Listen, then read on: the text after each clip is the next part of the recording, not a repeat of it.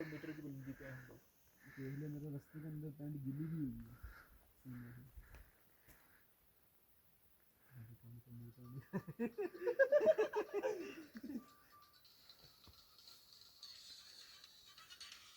नहीं क्या चला रहा है। घड़ी पे फोन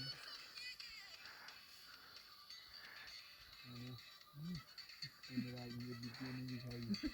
अच्छा भी किया आज दिखाई देगी सब्जी ज़्यादा होना अच्छा मेरे फोन की तो बैटरी तो जाके चार्ज करेंगे नहीं सब्जी होती ज़्यादा ना, होगी लाइट ऊपर गई तो बकवास बात है। तो सुननी क्या था जो आज से पैदा करेगी बिजली।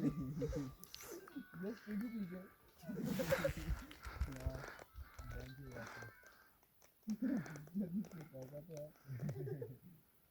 पावर बैंक अच्छा अपना बोल ही था नहीं जा रहा किलो का पावर बैंक भी डाल दिया है। होना फिर भी सर्दी ज़्यादा हुई ना जेट के मोबाइल में वो उधर कासिम के मोबाइल में शेयर कर लेगी किसी ने शेयर करके ये सर्दी का तोड़ तो करना है ना भाई और अगर कैंप अगर हमें मिल गया